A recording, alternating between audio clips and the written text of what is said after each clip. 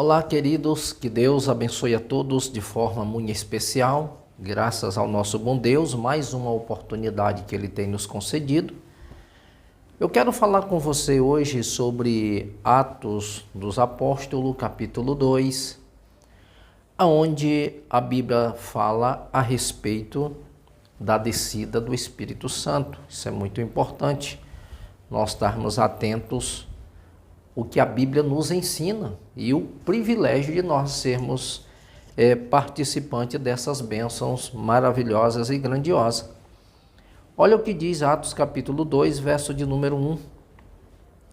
Chegando o dia de Pentecoste, estavam todos reunidos em um só lugar, e de repente veio do céu um som como de um vento muito forte, e encheu toda a casa, na qual estavam assentados. E viram o que parecia línguas de fogo, que se separaram e pousaram sobre cada um deles. Todos ficaram cheios do Espírito Santo e começaram a falar noutras línguas, conforme o Espírito os capacitava. E havia em Jerusalém judeus devotos a Deus, vindo de todas as nações do mundo. É importante lembrar que Jesus morreu, foi ressuscitado na véspera da Páscoa. Após a Páscoa, também havia uma outra festa, chamada Festa de Pentecoste, aonde as pessoas de todos os lugares eles vinham para prestar a Deus um culto de agradecimento pelas primícias, pelas boas colheitas que eles fizeram. Então, anualmente, havia essas festas comemorativas que eles estavam sempre celebrando. Em Israel, especificamente, havia muitas festas. Festas dos pães ázimos, festas dos tabernáculos, festa da Páscoa, festa do Pentecoste, e assim eles sempre estavam celebrando algo a Deus em prol de bênção, em forma de agradecimento. E no dia de Pentecoste não foi diferente. Havia muitas pessoas de muitos lugares que estavam ali celebrando o Senhor, festejando, fazendo ali os seus agradecimentos por bênçãos recebidas. É importante lembrar que Jesus, em Atos capítulo 1, a partir do versículo 5, nós vamos observar que Jesus, ele ordena aos seus discípulos que ficassem em Jerusalém, até que do alto fossem revestidos de poder. E eles ali ficaram. E observe claramente que Jesus, ele falando aos seus discípulos que eles estivessem à espera do Espírito Santo, do que o Senhor vos prometeu. E é importante que eles perguntaram para Jesus, quando Jesus fala que estavam reunidos, lhe perguntaram: Senhor, é neste tempo que vais restaurar o reino a Israel? Por quê que eles perguntaram isso para Jesus? Eles perguntaram porque no versículo 5 de Atos capítulo 1, então os que estavam reunidos lhe perguntaram: Senhor, é neste tempo, verso 6, que restaurará o reino de Israel. Por quê? Porque o versículo anterior diz assim: pois João batizou com água, mas dentro de poucos dias vocês serão batizados com Espírito Santo. Então, exatamente porque Jesus disse que dentro de poucos dias ele seria batizado com o Espírito Santo, eles perguntam para Jesus se era realmente nesses dias que o Senhor restauraria o reino de Israel. É importante lembrar que eles sempre tinham em mente que Jesus seria um certo libertador, como Davi, que lutava, guerreava contra os seus inimigos, porque Israel, eles viviam subjugados pelas demais nações, e naqueles dias é pelos romanos. Então eles acreditavam que a manifestação de Cristo era justamente para libertar eles, a visão territorial, como Davi conquistou e unificou Israel. Eles tinham essa ideia de que Cristo seria esse monarca que viria guerrear contra os seus inimigos e expulsá-los da Palestina. Mas o que Jesus fala claramente aqui para eles, principalmente no versículo de número 8, ele começa no 7, na resposta. Ele diz assim: e lhes respondeu: não vos compete a vocês saber os tempos ou as datas que o Pai estabeleceu pela sua própria autoridade. Jesus deixa bem claro aqui que, ainda que muitas pessoas, até nos dias de hoje, eles venham taxar, eles venham tentar, e no longo da história, muitas pessoas tentaram taxar, elas tentaram datar um dia específico para que o Senhor viesse assim buscar o seu povo ou restaurar o reino a Israel, mas tudo isso foi frustrado, porque o próprio Jesus, na sua resposta aos seus discípulos, ele diz: olha, não lhes compete a vocês saber os tempos ou as datas que o Pai estabelece pela sua própria vontade ou pela sua própria autoridade. Mas ele estabelece aqui o que nós devemos fazer. Qual é o meu papel? É taxar datas? É marcar uma data? Não. O que me compete a fazer como servo de Deus está aqui no versículo de número 8, aonde Jesus diz: mas recebereis poder quando o Espírito Santo descer sobre vocês, e serão minhas testemunhas em Jerusalém, em toda a Judeia e Samaria e até os confins da terra. Aqui está o cerne do propósito pela qual o Senhor nos escolheu como igreja. Recebereis poder ao descer sobre vós o Espírito Santo. O que Jesus está dizendo é que se nós só vamos conseguir alcançar o propósito de Deus no que se diz respeito à evangelização e à propagação do Evangelho, se nós formos cheios do Espírito Santo. Um cristão que não tem e que não é cheio do Espírito Santo, certamente ele fracassará na sua jornada. Porque é o Espírito Santo que nos dá essa intrepidez, é o Espírito Santo que nos enche de ousadia para pregar, na intrepidez, na unção do Espírito Santo. É Ele que a cada dia está motivando, conduzindo a igreja do Senhor a prosseguir em meio às dificuldades, às lutas, as provações, as arenas, os açoites, as prisões. É o Espírito Santo quem conduz, é Ele quem motiva, Ele é esse motor que conduz essa igreja a triunfar.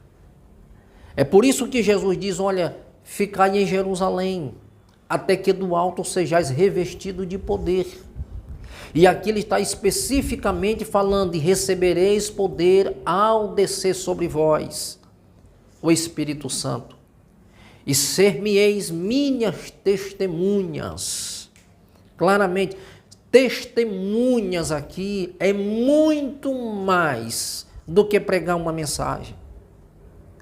Testemunha aqui no original é se tornar um mártir. Alguém que está disposto a morrer por uma causa. Alguém que está disposto a se entregar pelo Evangelho de Cristo Jesus e morrer por ele, por esta mensagem. É importante lembrar que Jesus diz, vocês serão as minhas testemunhas, vocês serão mártires, vocês morrerão por causa do Evangelho. Vocês darão a sua vida por esta mensagem.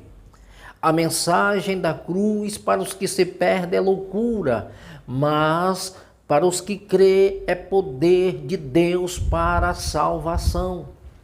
É importante lembrar que Jesus está dizendo que eles seriam minhas testemunhas. E aqui ele começa a falar de uma propagação de evangelho não apenas em Jerusalém.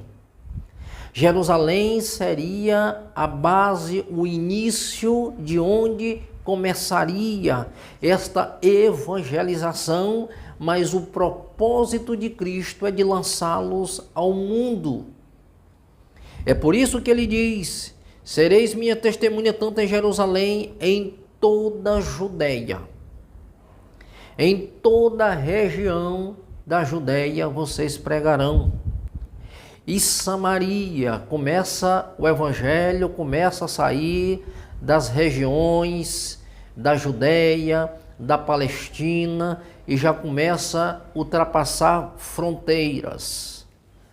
E agora Samaria, as cidades vizinhas, os povos vizinhos, a circunvizinhança.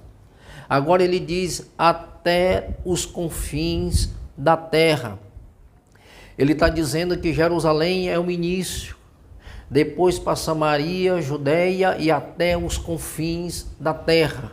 Aonde tiver uma vida, esta vida deve ouvir a mensagem do Evangelho de Cristo Jesus. Por que eu fiz esse esboço? Para que você compreenda o que está acontecendo em Atos capítulo 2, onde nós acabamos de ler. Aonde o próprio Senhor Jesus, ele mostra que estavam todos reunidos no mesmo lugar. E de repente, olha o de repente acontecendo, e de repente veio um vento, um som impetuoso, um som do céu. E ele diz que todos estavam sentados no mesmo lugar. E viram o que parecia línguas de fogo. Olha só, viram línguas como que de fogo. Eles viram como que de fogo. Ele está usando uma simbologia. Eles estão aqui mostrando, tentando esclarecer da melhor forma possível a visão que eles tiveram. Nós vimos primeiro um som, depois nós vimos como um vento e línguas repartidas como que de fogo. E outra coisa que se separaram e pousaram sobre cada um deles. Todos ficaram cheios do Espírito Santo e começaram a falar noutras línguas, como o Espírito os capacitava. E é importante que ele diz: e havia em Jerusalém judeus devotos a Deus, vindo de todas as nações do mundo. A gente observa que havia, por causa dessa expansão, desse crescimento, havia judeus em toda parte do mundo. Isso começa ali desde quando foram uns levados para Jerusalém, ou seja, uns levados para a Síria, enquanto outros foram levados para a Babilônia. Então, muitos judeus não voltaram no tempo do decreto de Ciro. Então, é por isso que aqui nós vamos ver judeus vindo de toda parte do mundo, porque se dispersaram nas demais nações. O que nós devemos observar claramente é que o propósito de Deus, o propósito de Cristo, em o Espírito Santo descer sobre eles em Jerusalém, há um propósito nisso. É que o Evangelho, eles se expandissem. Por que se ouvem e por que ouvem a perseguição naqueles dias? Observe se não tivessem aquela perseguição no início. A igreja, provavelmente, tinha ficado retida a um só lugar. A perseguição, ela veio e o povo se espalharam por todo o mundo. E o importante disso é que a perseguição, ela veio e o povo que foram dispersos, eles não ficaram calados. A dispersão, ela foi um meio também de evangelização. Porque eles foram dispersos, mas ao mesmo tempo eles foram pregando o Evangelho. Eles foram divulgando a palavra de Deus. E as pessoas iam ouvindo, iam se convertendo, o trabalho ia sendo aberto, mais pessoas iam sendo ganhas. E assim o Evangelho ele foi sendo pregado aonde ia um evangelista ministrando a palavra de Deus, e as pessoas se tornam sedentas desta palavra. E nós vemos esse crescimento do Evangelho, do número de salvos. A Bíblia nos mostra claramente que eles iam prendendo, matando, mas o número de salvos ia aumentando, ia se multiplicando. É tão importante observarmos isso, que a obra de Deus ela não para por causa das perseguições. A igreja do Senhor Jesus ela nunca parou porque estava sendo perseguida. Pelo contrário, quando a igreja de Cristo, quanto mais ela era perseguida, mais ela crescia, mais eles se fortaleciam, mais esse povo estavam juntos e unidos para um propósito maior: divulgar o Evangelho de Cristo. E é importante lembrar que o versículo de número 6, ele diz assim: e ouvindo-se o som, ajuntou-se uma multidão que ficou perplexa, pois cada um os ouviu falar em sua própria língua. É importante que cada um falava na sua própria língua de origem. Ou seja, cada um falava na sua própria língua materna. E o que foi que aconteceu depois disso? Eles dizem assim: atônitos e maravilhados, eles perguntavam: acaso não são galileus todos estes homens que estão falando? Por acaso não são esses homens todos galileus? Não são eles todos da Galileia? E por que eles estão falando outras línguas? Por que eles estão falando línguas que, vou usar esse termo, que nós não estamos entendendo? Ele está falando da língua materna de cada um deles. E é importante falar também que estão como os ouvidos, cada um de nós, em nossa própria língua materna. Nós estamos ouvindo eles falar na nossa própria língua. Cada um fala a sua própria língua materna, a língua de origem, o idioma, a nacionalidade de cada um, de cada país. Eles estão falando. E isso é importante, porque aquele que é cheio do Espírito Santo, o Espírito Santo pode conceder que eu fale uma língua que provavelmente eu nunca estudei. Eu ouvi um exemplo de um jovem que estava ministrando em uma praça pública e ele começou a falar em línguas. E ia passando um outro jovem que não fazia parte daquele culto, mas ele era de um outro país. E ele se aproximou daquele trabalho. Quando terminou o culto, ele se aproximou do pregador e perguntou: porventura, você é do Líbano? E ele disse: não, eu nunca fui lá. Ele disse: mas por quê? Então você fala a minha língua? E ele disse: não, mas o idioma que você estava falando agora há pouco, eu entendi tudo que você falou, porque você falou a minha língua, no meu idioma. Então o Espírito Santo, isso foi fato verídico. Isso aconteceu em um culto de rua. Então só o Espírito Santo pode fazer isso. E aquele jovem pregador não conhecia essa língua, não conhecia esse idioma. Mas o propósito de Deus é tão grandioso que ele falou naquele idioma e aquela pessoa que não tinha nada a ver com o culto escutou e se aproximou. Olha o propósito. Então a gente começa a perceber que eles viram que cada um deles, diz assim, eles ficaram atônitos, sem saber o que estava acontecendo. Porque cada um daqueles povos falava na sua própria língua de origem, embora que eles tivessem uma descendência judia, mas eles tinham nascido num outro país. Suponhamos, embora que eles falassem agora, como a língua helênica ali era muito fluente, eles poderiam falar um grego, porque o Império Grego antes tinha governado, mas eles poderiam agora estar falando uma língua de origem do seu próprio país.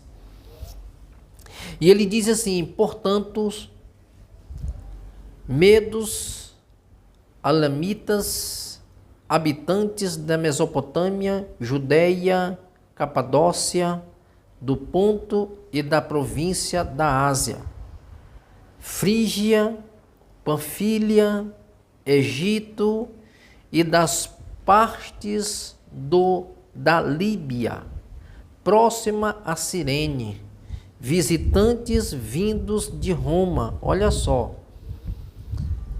tanto judeus como convertidos ao judaísmo, cretenses e árabes, nós os ouvimos declarar as maravilhas de Deus em nossa própria língua. É tão importante que havia povos de tudo quanto era lugar, mas naquele momento eles estavam falando nos seus idiomas de origem, mas falando uma língua só do Evangelho, declarando: Jesus Cristo é o Senhor. Podia ser em qualquer língua, mas eles estavam dizendo: Jesus Cristo é o Senhor. Jesus Cristo é o Senhor. Ou seja, estavam glorificando a Deus por tamanha bênção que tinham recebido do Senhor. Queridos, independente de qualquer idioma, se o Evangelho está sendo inserido e pregado, essa palavra de salvação, independente do idioma que ela é pregada, o propósito dele é único: salvar vidas, a ganhar pessoas para o reino. Esse é o propósito do Evangelho. O propósito ali era que cada nação que cada povo, em cada língua, pudesse pregar o Evangelho e provar dessa maravilhosa mensagem. O propósito de Cristo é trazer as pessoas para si. A vontade de Deus é que todo homem chegue ao pleno conhecimento da verdade e seja salvo. Esse é o propósito do Evangelho. Que todos em qualquer língua, em qualquer nação, ouça o Evangelho.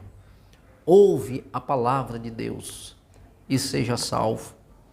Atônitos e perplexos, todos perguntavam uns aos outros: o que significa isto? Isso é novidade. É algo novo. O que isso significa? O que isso quer dizer? O que isso representa? Olha, observe que quando nós nos deparamos diante de coisas novas, é novidade. Nós vamos se adaptar e procurar entender e compreender.